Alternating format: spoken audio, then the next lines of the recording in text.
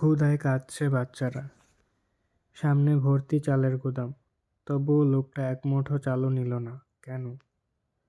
ইব্রাহিম ছিলেন একজন দরিদ্র কৃষক।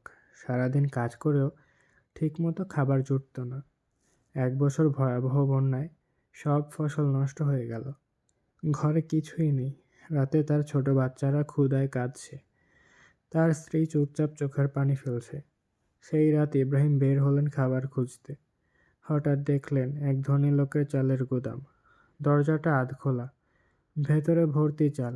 ইব্রাহিম মনে মনে বলল, এক মুঠো চাল নিয়ে কেউ জানবে না, বাচ্চারা অন্তত আজ খেতে পারবে।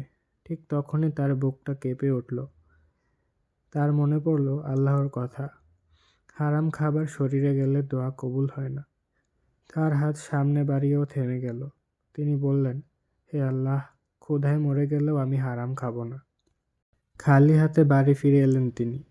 পরদিন সকালে দরজায় কড়া লাগলো এক লোক। সে বলল, ভাই, জানি না কেন রাতে আপনার কথা মনে পড়ছিল, তাই এই চাল আর কিছু টাকা নিন। ইব্রাহিম চোখের পানি ধরে রাখতে পারলেন না।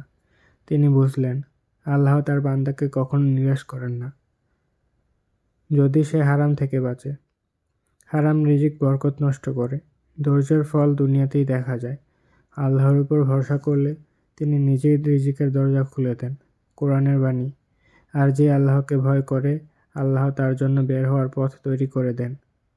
যদি ভিডিওটি ভালো লাগে চ্যানেলটি সাবস্ক্রাইব করে লাইক করে দিবেন।